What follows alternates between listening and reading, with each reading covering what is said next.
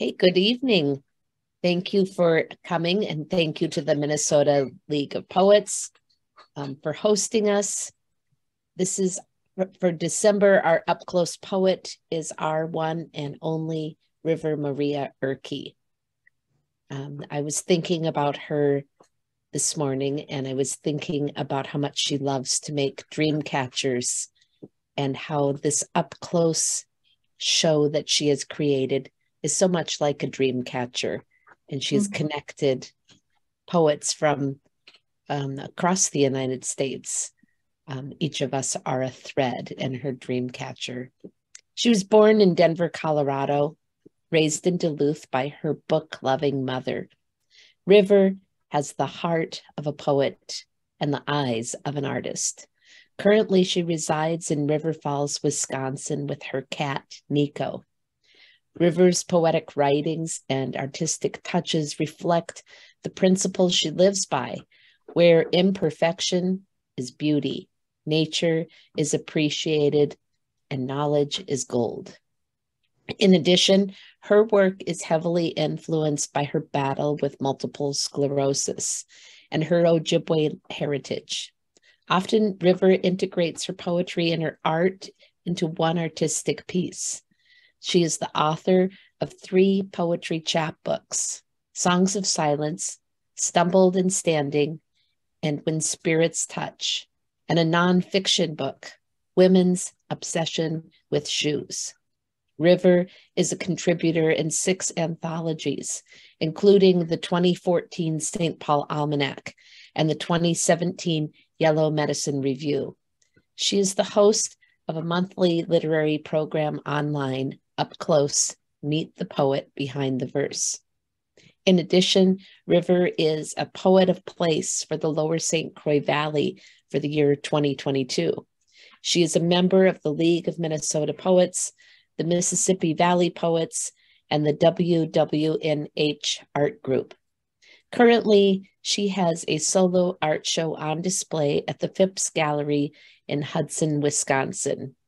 I am Julie Martin, the co-host for Up Close, and this evening, George Colburn and I are the special guests. We are the hosts, and we are featuring our one and only River Maria Urke. Thank you very much, Julie. That was wonderful. River, I have to say this is a thrill for me because you have opened up several poets in the Up Close series, and I'm fortunate enough to have been one of them. And that is a phenomenal thing. So many people have commented about how nice it is to see the person behind the writing. And now it's your turn. Thank you, George. The first question that I want to ask is, I wonder if you could give us an overview of your childhood.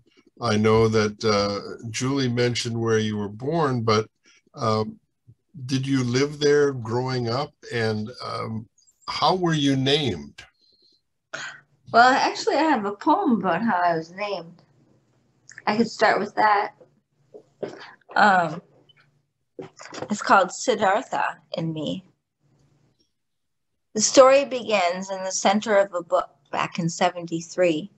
I was a bud of life, my mom, a literature hippie. Living high in the Rockies, cradled in the nook of a pine. She read about a man's life and how he sat halfway blind along the river's bank, tangled in a web of choice. He wept away the selfish, bathed in kindness, changing his ways forever. Closing the book, my mom folds her story between his words. Settling her hands over me, she climbed down the tree. As her new chapter began, her feet took stance. She knew the name for me. Thank you. Yeah. So I was at 3 months old. We actually, an old school bus was at 74. Old school bus, with no heat. My uncle came down and picked my mom and I up and Colorado and brought us up to northern Minnesota. And then I was raised, I was in the country outside of Duluth till I started school, and then I was raised in Duluth. And yeah, and that was I was there till I left. So my dad was raised in Duluth. Was he really? Yeah, we used to go up there a lot when I was a kid. We have to talk about that sometime. Yeah, totally. I mean, Duluth is it's a beautiful place. It's much bigger than people ever imagine it, actually. River, tell us about your family, about your being raised by your book nerd mother, and tell us about your children. Well, my mother was, like I said in the poem, was a literature hippie, or she is still. She raised me to love books, and I always was reading. I mean, I always had a book. She always had a book. I was given, my name comes from Siddhartha from Herman Hesse. So I was actually given that book to read in junior high. It was the first time I read it, and Stranger in the Strange Land. But the cool thing was that my mom and my aunt raised me with poetry. I mean, neither, they didn't write, but they love it, So, I mean, I was introduced to Gibran and Bly and Antonio Machado and Pablo Neruda and Rumi and Rilke. And yeah, so that's what I cherish. So, but with my children, I raised my daughter. I had her when I was 26. Her name's Willow Amber, and she's 23 years old now. And was a single mom through the whole process. But and I was, yeah. And then I had a son when I was 19, and I gave him up for adoption. I met him when he was 18, and he's 29 now. So, but I don't know. What about your spiritual upbringing? Of my diverse, very diverse spiritual upbringing. Well, it was, it's, what gave me an open mind and gave me so much respect for how people believe. If they respected me, then, but I was raised with Buddhism. My mom's an astrologer. Like every Christmas, we go to different churches, and she'd show me how other people believed. And then, but my stepdad, they got married when I was 11. He was part of this religion or spirituality called Ananda Marga, just comes from India, and so but I ended up being part of it from 11 to 16 with a woman called Virati who lived. She's from the Philippines. I haven't seen her in a long time. She was in her 30s, and me and her would travel to retreats together. And I don't know. This all gave me like a study. I like to study. Started my love of studying religions, and I found Joseph Campbell through this, but I didn't find out I was Indian until I was in my early 20s. Wow. Yeah. Tell about that discovery. Oh, how about? Well, that was when I talk about spirit songs, I'll bring it in because it's like goes with the first poem of that book. But I could bring that in now if you wanted. Yeah. Or I have a poem about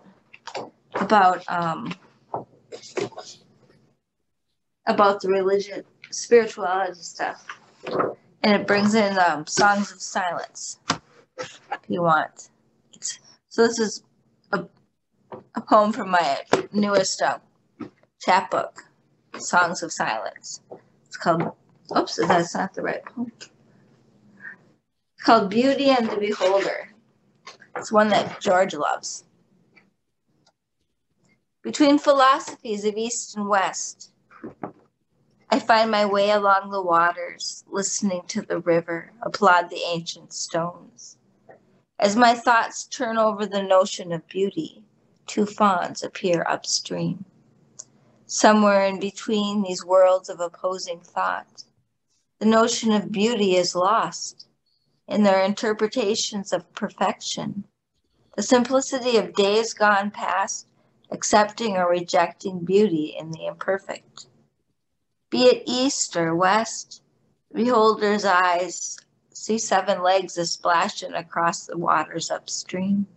Imperfection, beautiful or ugly. But wait, we must not forget a perspective often missed, where perfection does not exist.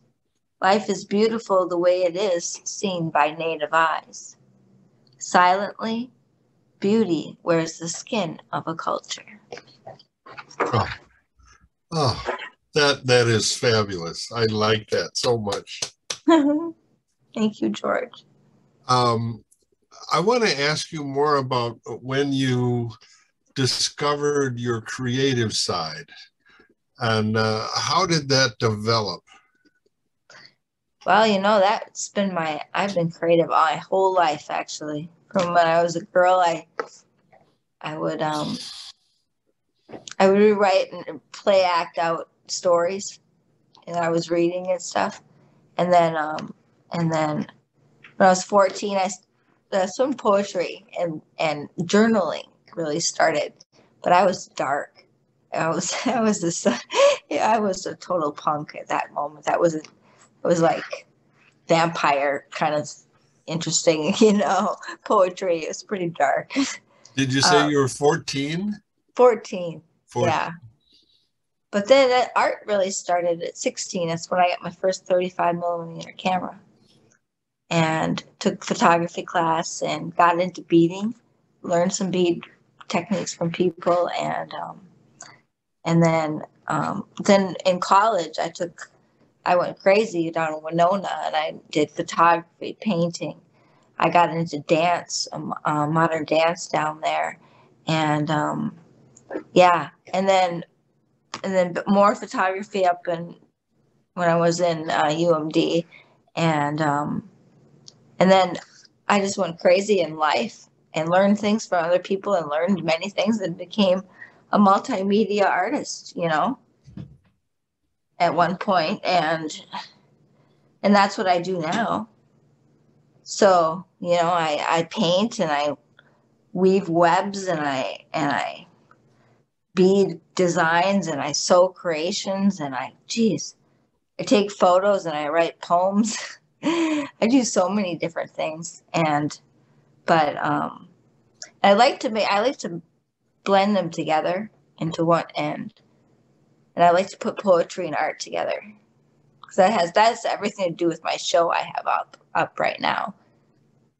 Well, I remember too, when we were still doing Bird's Nest Live at the Egg Roll Queen, you were the guest artist one night and you were able to bring some of your artwork and dream catchers to the Egg Roll Queen and put them around the walls. Mm-hmm. So we were kind of surrounded with your artistic energy. Yeah. That was cool. Gosh, that was a while ago, wasn't it? It was a while ago. Mm-hmm. Talk some more about, you said you went to UMD and Winona, and I know that tell us about what you studied and some of the things that you were active in school. I was a forever student. That's what, they kind of booted me out by the time I was at the end. Started in 92 and graduated in 03. So, and had so many credits, holy buckets. I started an English major, literature down in Winona, kind of art. And then when I went to UMD, I was in Winona till 95 and started in UMD in like 97 or 98. did American Indian Studies. That's why I ended up in Winona or in UMD, because they had a really good program. And I learned by then that I had Native blood that I didn't know when I was younger. And for some reason I was drawn that way, that direction in life. And so, yeah. Then I became a mom, and I left school for a little while and came back and did did elementary education where you are. I did that for a year and a half, and then left and went back to American Indian Studies. And through all of that, I almost had a minors in women's studies, art, and English literature. But I graduated in 03 with a double major in American Indian Studies and anthropology. So I was like a forever student, and then, but in that, I was heavy duty involved with the Anishinaabe student organization at UMD, and I was vice president and president, and I was very, very involved. We put on huge events, like we started a powwow that started out the whole north in the powwow season every year, and yeah, so that's that's like many lifetimes ago. Just as an aside, and I know this wasn't on our agenda, but were you affected by Wounded Knee? Was I affected in my studies? I was totally affected. And wouldn't you know that the second Wounded Knee incident happened not long after I was born. No, yeah. But yeah, that was but the studying of it, both incidences in the late 1800s, and in the 70s, it was, I don't know. I've always thought that I was lucky to have made it out of that women's studies and American Indian Studies without being totally a bitter person. Yeah. Like, it's pretty intense. But I remembered I have a poem from that was coming from the school. It was from from Duluth. It's my Duluth poem, and some of my favorite place there called Echoes. The stone Nordic theater by moonlight is barren except for the latest graffiti, and once in a while a drifter borrows a night, soothed by crashing waves and the hum of the city. By daylight, the stones reveal its cold, empty stage, a webbing of jagged cracks crumbling from neglect. The stone walls hold memories wrapped in aged grapevines, flowing from crevice to crevice, near a woman dangling her legs over the edge. An edge of the mossy wall overlooking the mighty waters behind the Nordic theater. She contemplates choice with tear-streaked cheeks, watching the brewing storm, the swell of rolling waters crashing against rocks, wails against stone walls, echoes through the theater. Oh. Have you guys ever been to Leif Erikson Park in Duluth? Mm-hmm. It's awesome. Well, we've talked a little bit about your childhood and your upbringing and your education. I'm wondering about the kind of jobs that you've had and how they might have affected your art. I thought about, like what jobs actually affected my art. I have a resume of crazy lots of jobs. Working for the Duluth newspaper on Saturday night for Sunday paper to working in the Tetons cleaning condos. But when it comes to art, though, I'd say that before I was a mom, there was a neighborhood in Duluth. There's a lot of neighborhood community centers for children, and I did after-school art classes.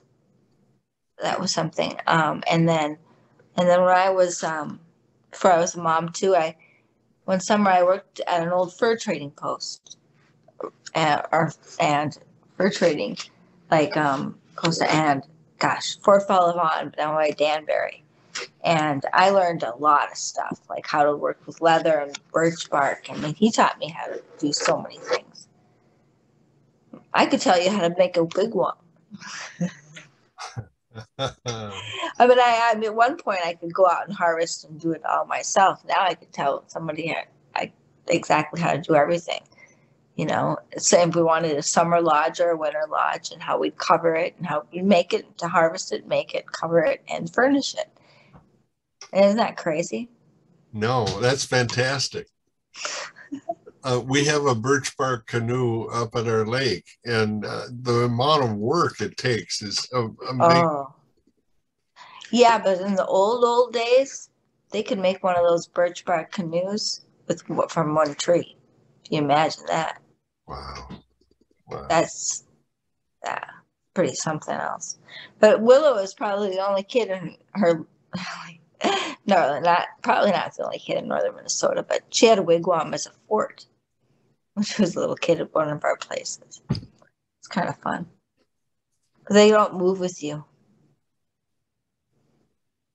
Mm-hmm.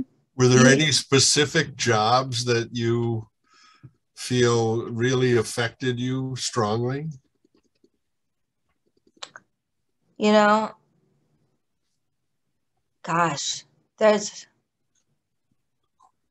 so many that are just, I don't know, they have their own little pieces in my history and story, you know? From when I worked on Madeline Island at Tom's Burnt Down Cafe. It's a gardener and a bartender, you know? I mean, that was intense. Or when I made granola at 3rd Street Bakery in Duluth. Or here's one. I was a night cook. This was horrible. One winter in Duluth at Country Kitchen. I cooked nights. That's like the worst job I ever had. Yeah. Yeah. But then I got to retire early.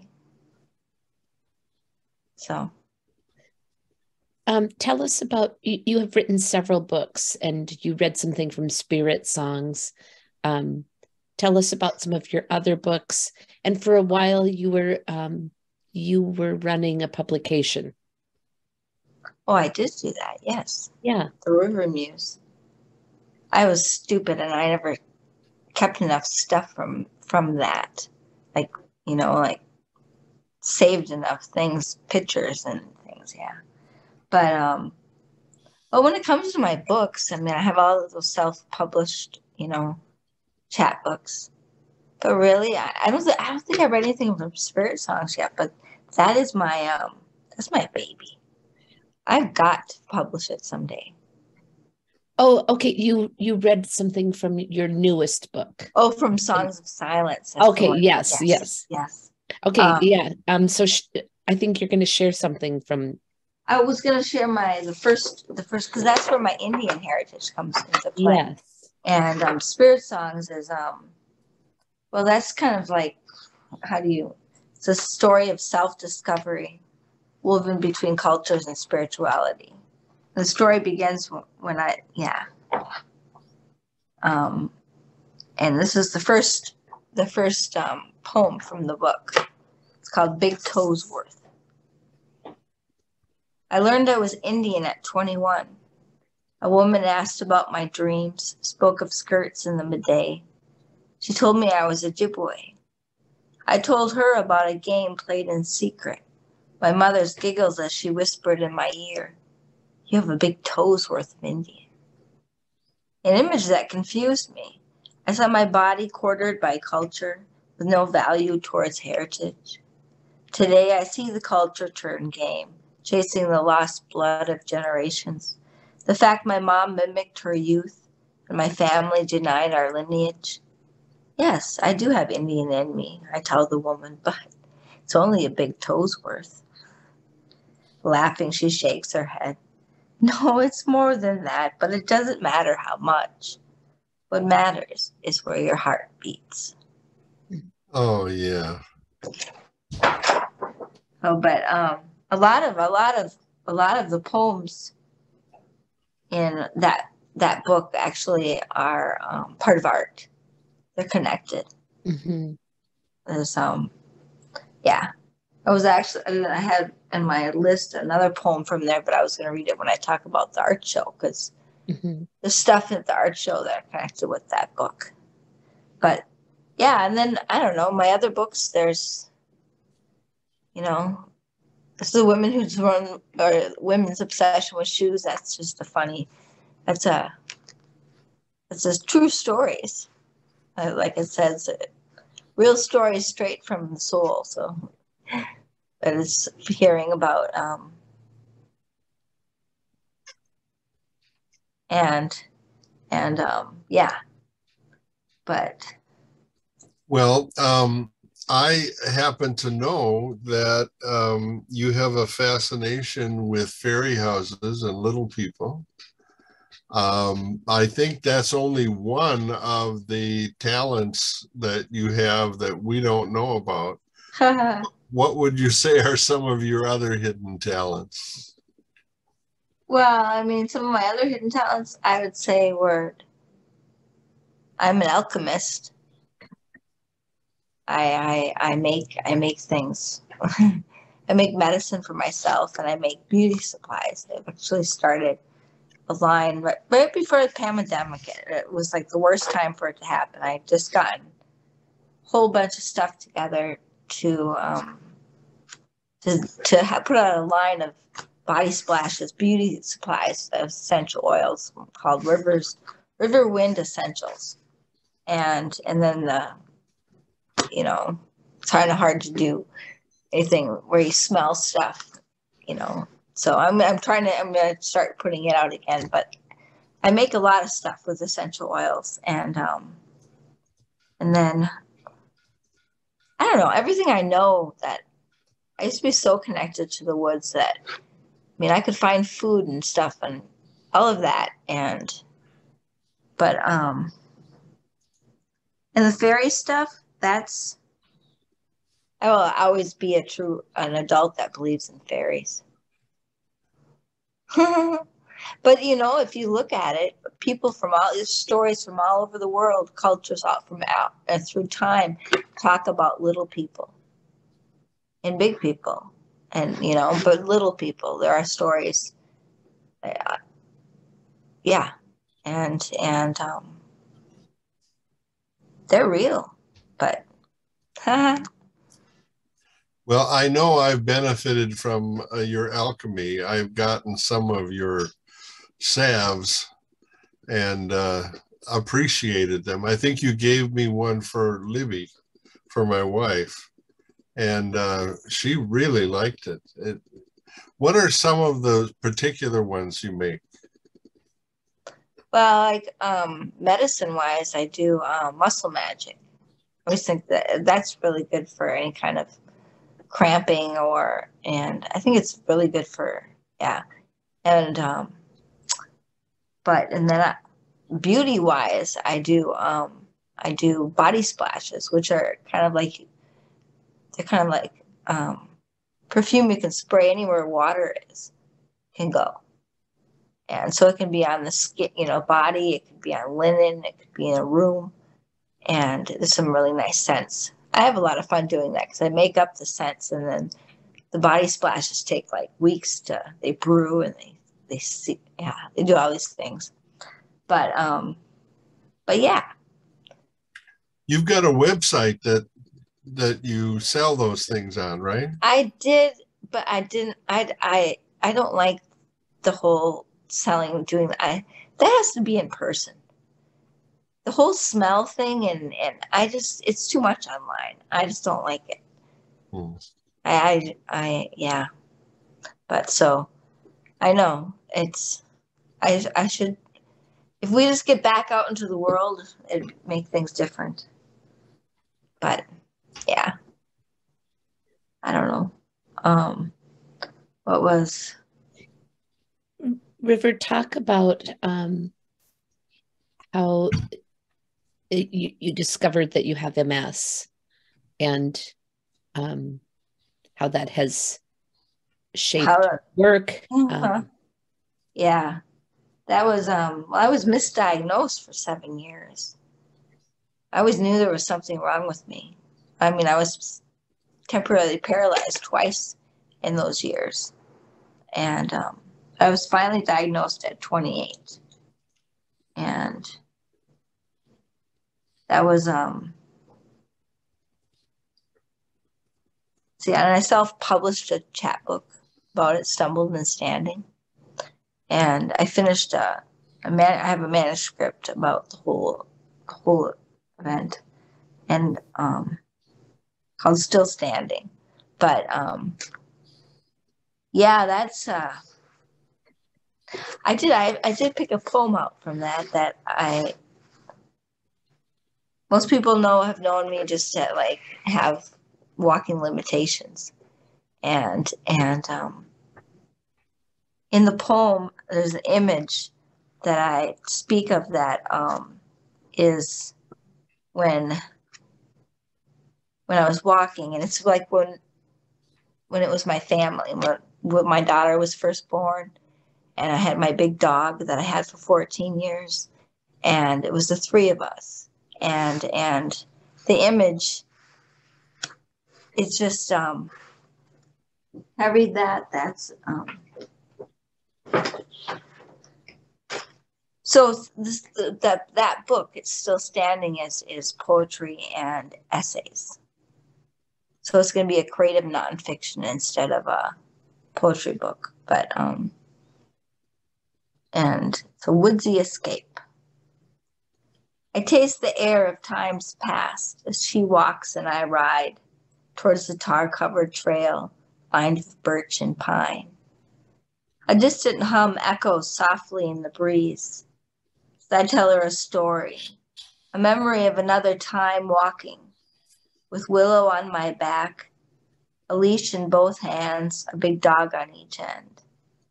We were headed towards our woodsy escape to find freedom for them and renewal for me. They say bones hum their songs, while trees whisper your secrets, rivers gather the stories, the rocks are sure to safe keep. Tears swell as my wheels stop along the man-made ground. These are not the woods I know. I am not the same woman anymore. Fuck that. Balance or no balance. I need to feel the earth between my toes. It's time she rides and I push. But first, I stop at the next deer trail and sit. Smiling, I tell her, this is the only way, and begin to crawl to the open ground. Let the renewal begin.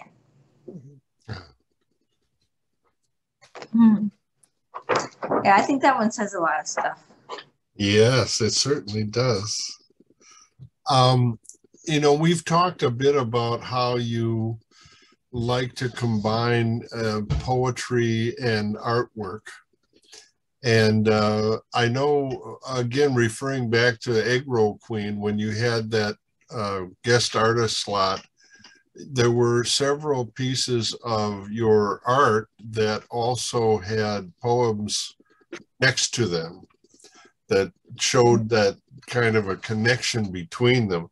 I wonder if you could talk a little bit about that, and maybe about being Poet in Place and your current show. Yeah. Well, first with that, and that it's so connected to the current show, because the current show is, how did I say it? I use the symbiotic relationship of poetry and art to help create a deeper understanding for each art piece.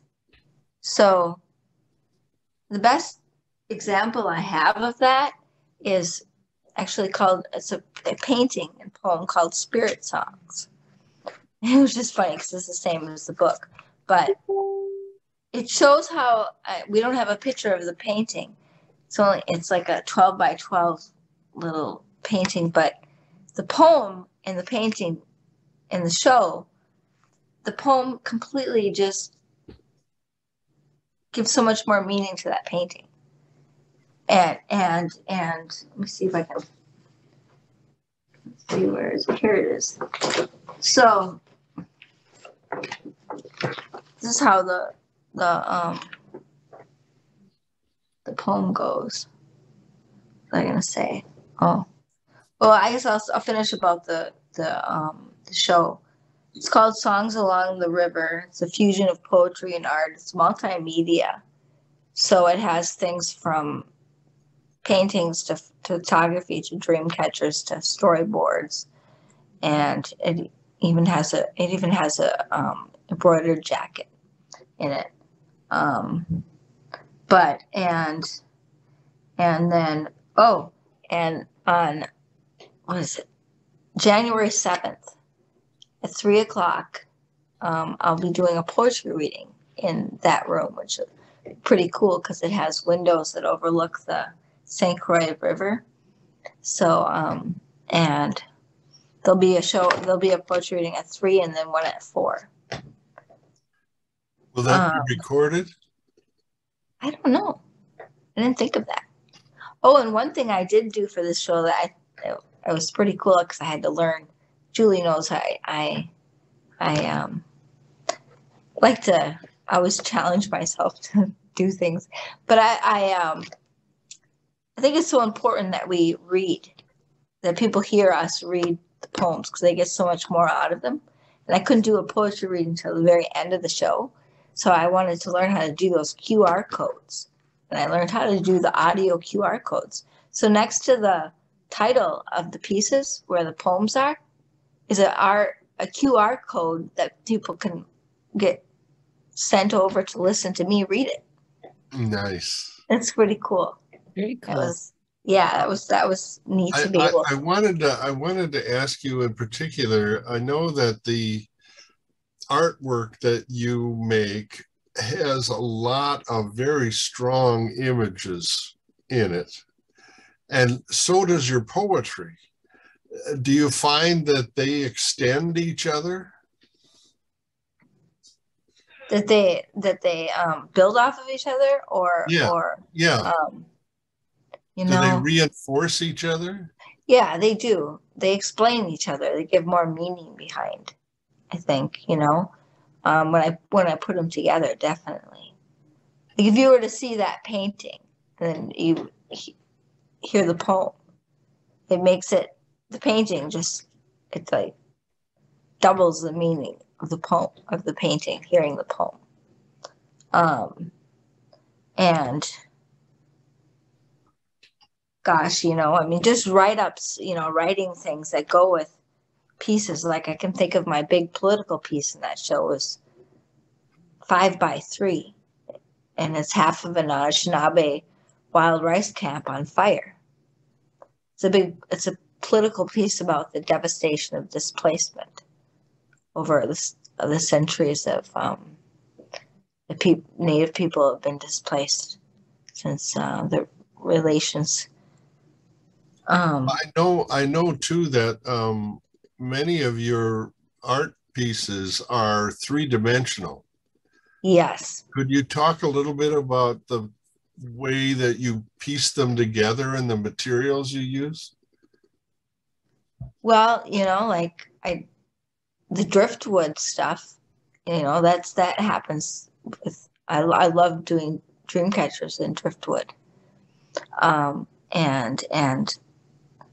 the pieces of like the storyboards, like I have that whole series of story panels that I first started sewing, that add lost and found materials and recycled things, and I make, like, for that I took a poem and I took like 7 panels to do the whole poem, and a little piece of a stanza will be on there, and the actual piece illustrates whatever that stanza says. Like one has a mirage of buffalo coming towards a car. So that was something else to figure out. How am I gonna do that? How can I do a mirage of buffalo? Because it's a trickster's domain, so it's kind of in a magical kind of zone, like different dimensional world. And so I did a where I did a transfer paper. And so it looked like the buffalo. And then I took Barbie car parts on the bottom. And I had a steering wheel, so it gives you the feeling like you're driving and the buffalo are coming. And yeah, that's kind of, yeah, so that's fun. That's a fun thing about being a multimedia artist, is you get to figure out how you're going to be able to make whatever you want to do, you know?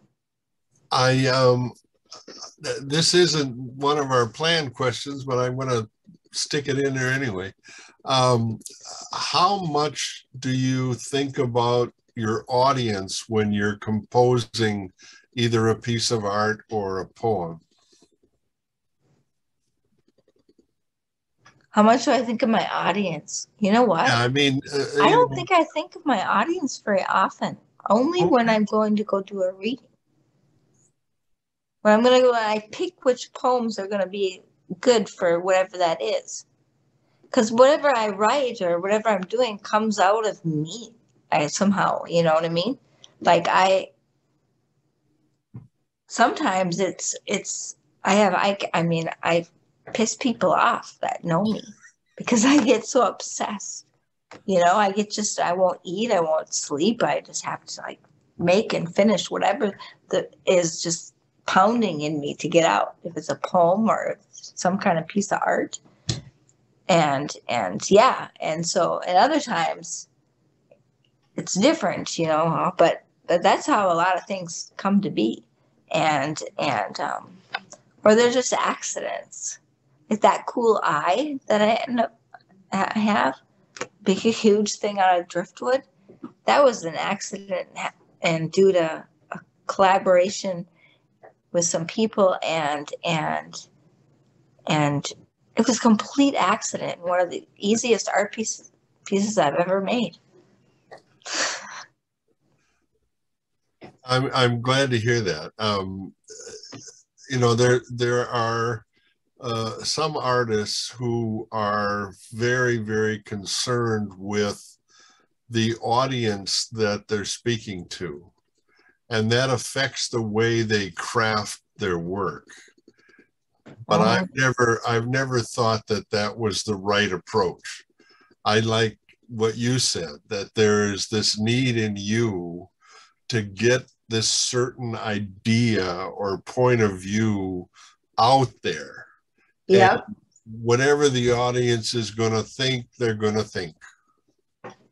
Totally. I mean, that's really the way it I don't know. I mean, like, you know, when I've tried to do art fairs and things, it's hard for me because I can't make things the same. You know, I can't keep making things the same. So, yeah. But I wanted to ask if I could, I think, you know, over all the years of doing poetry, I've always challenged myself for different things. And my newest thing is performance. I think there's something so important about, you know, of getting that down. And there's one poem I've worked at for so long. And I think one of the things with performing a poem is memorizing it. I think it's huge. And this is one, I don't know if many people have heard it, and this, yeah. I don't, if you've heard it, George. A night of jazz mixed with bits of poetry. Remember that one? Yeah. I've heard it. Okay. Yeah. Okay. So let's see if hopefully I remember it and don't get all tongue-tied. A night of jazz mixed with bits of poetry begins with the deep notes of the horn, drifting the streets in wait for the whispering sax to rise through the staircase of brown stone. The old sounds of jazz, the door of ancient weight, marked with carvings of time and place. The door opens to a dimly lit room, smoke laced with a bourbon scent. 50 years times past. He's been gone from this tavern of jazz, where musicians blend in the walls that know the notes they jam all night in Colombian haze. He watches the move from the shadows and is caught by her brown eyes, and how he knows she is the poet they say flew amidst a river of words and carved couplets in stone. He bends down to get up, and she's gone. Only a white feather floats down to the sounds of jazz. Oh, oh, Mhm. oh, that's a good one. How did Up Close come to be, and what are your future plans? Well, Up Close came to be because I noticed there was nothing out there for just one person, about one person, you know? And there would be a featured poet, but there would be an open mic afterwards. And I learned in that, doing that literature journal online, people really went to things and did a lot of stuff. Because what they wanted out of it themselves. You know what I mean? So I wanted to do something where it was just one person, that nobody came there because of what they were bringing to it, that they just were there to hear about and learn about one. And then I personally, I wanted to learn more about the people behind the poems. I didn't know anything about the people, and yeah, so that's how it came to be.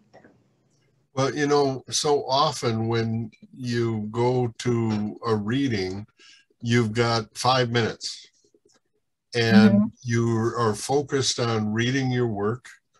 And at the end of it, the people don't know who you are.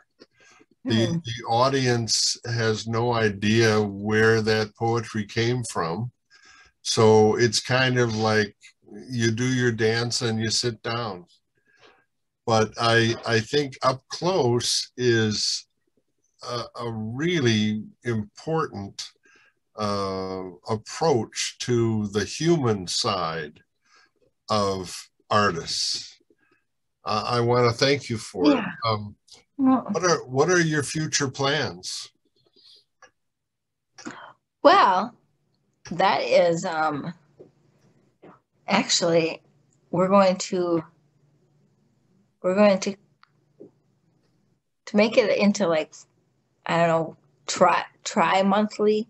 What would you call it? We're going to do every 3 months about. So it'll be when there's 5 Wednesdays in a month. So I think it's March, May, August, and November. I think are the 4 months that'll be picked. And so I usually always do a boy and then a girl and then a boy and a girl. So we'll probably do 2 boys and 2 girls. So it'll be 4 a year is it's gonna happen instead of 12. But that's it's just a lot of work, and I need to focus on my things too. So I want to reflect back on you, River, as you have gone through this year of doing this.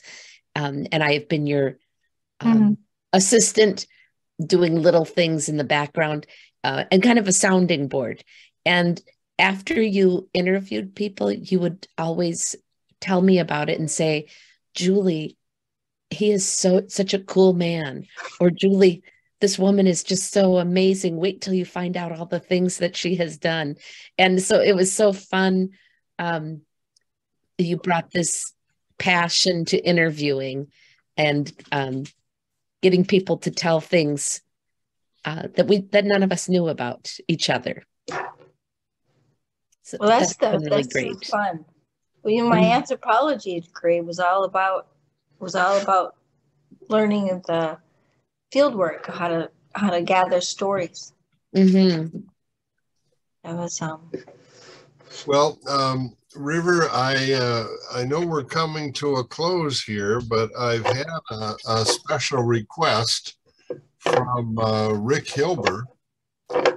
He says he has a poem about you from 4 years ago Oh, that he would love to read. Would that be all right? yeah. And then afterwards, Julie, can you get the little video I Yes, and set up? we didn't do maybe we should, before Rick reads, Oh, tell people that River is going to give away 2 of her books. And to Oh, be yes. eligible to get her books, we're going to play the secret number game.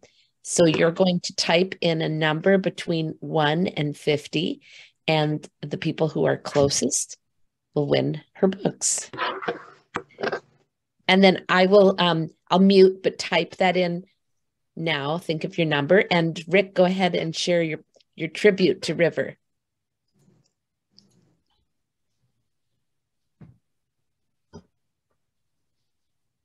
You're still muted. Thank you. The poem is simply titled River Urke. River Urke knows and cherishes life and art and moments seized and the raindrop on a leaf. It makes a difference to seize each day and not letting it get away. I hear that in her persona, for it's there in her poems. Lead on, gentle light. Show us the way. Thank you. Thank you, Rick. That's nice. Thank you so much. River, I just want to say that this has been my pleasure. And I think that your contributions to the artistic community of Minnesota are fantastic. Thank you. Thank you. And this I have done for all my up close poets. This is, we have done 2 years. So here we go. Julie, take it away.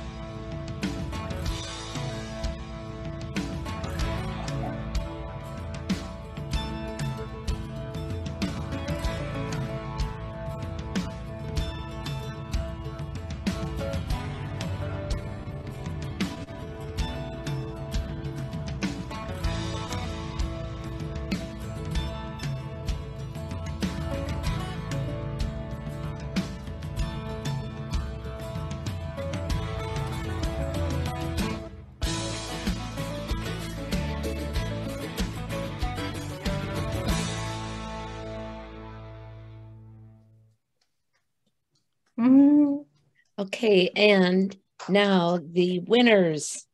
Oh, yes. And the rule is that you have to come close but not go over. Sarah guessed 2, and so she came closest to River's number of 7. So Sarah is one of our winners. And then George's number was 32. And there were some other guesses that were pretty close, but they went over. So Hardy is the other winner. Yay! Very nice. River, can we talk you into one more poem before we close? Sure. Oh, and while she's looking for that poem, I want to highlight again that River won the Woodtick Award this year, the much coveted Woodtick Award in the League of Minnesota Poetry contest. Yes, congratulations. Yes. Yeah, that was pretty cool. I tried to do that for so many years. As maybe I can find that one. Because let's see here. Or here's one. Oh no, here it is, right here. It's called Matching Eyes. But I'm sorry, you guys. Are you okay with me changing a different one? Yeah. Okay. Do whatever you want to do, River. Okay. This is one that is special to my heart right now. I'm going to call it The Story of the Kinnickinnick River. On a water's quest, a steady stream gushes into the open air, leaving the underground behind. Rolling down over crumbled rocks, she emerges between banks, a swirling pool of symmetry, urged forward by the tides of time. Her waters run carving a course near where we stand, circled in prayer and awe, witnessing a river's birth. Feel the vibrations. 1,000 drums beat the water song. Oh, lovely. Lovely. Thank you. Well, this was a good night, you guys. Yeah. I think that you are such a talent, and we are so lucky that you share it with us. I want to thank you once again. Thank you. And that talent of drawing so many people together. Thank you for that. One of your superpowers. You're our leader. Oh, leader in the Zoom world. Which is pretty cool. I mean, when I first started this, I didn't know jack shit about Zooming or videoing. Each week you learned a new thing. And you're like, I figured this out, and now I'm going to do this. Yeah. I knew it was about interviewing a little bit, but yeah, that was all. But you can watch the videos on YouTube and you can see how they've gotten better over time. Yeah. Videoing, Yeah. it's pretty bad. Tony's was the first one. It got black, you guys. I mean, it did. Well, it got black because I didn't think if I needed somebody here, and I didn't foresee the night, coming. And literally, I mean, it gets black. Watch it. It gets black while I'm interviewing. And I had to wait till he was reading a poem so I could turn off my video and get down and go turn the light on. So I was. And for every night after that, I always had somebody here. Well, I also want to thank Julie because you've been an incredible part of Up Close and helping to coordinate behind the scenes. Thank you for that. Yes, it's been my pleasure. When River asked me to do it, I said, no, I'm too busy. And she's very much respected that I can't put into it what she has put into it. Well, that's okay. You do your part. That's huge. I do. And you taught me things to do too. You are her Mr. Green Jeans. Yeah, I like being Mr. Green Jeans. Yeah, my husband is Jewish, and he thought Mr. Green Jeans was Mr. Cream Cheese when he was a little boy. Well, you've been fantastic. Thank you. River, I just want to say one last thing. Thanks to you and your inspiration, there are a half a dozen little ferry stations up in the North Woods around Grand Rapids with little doors at the base of trees, little stacks of wood and elves. And that was all because of your inspiration. Thank you. Oh, those little people need it. Oh, everybody needs it. Everybody does, but everybody that comes across those is enchanted. Yeah. Yes. It's I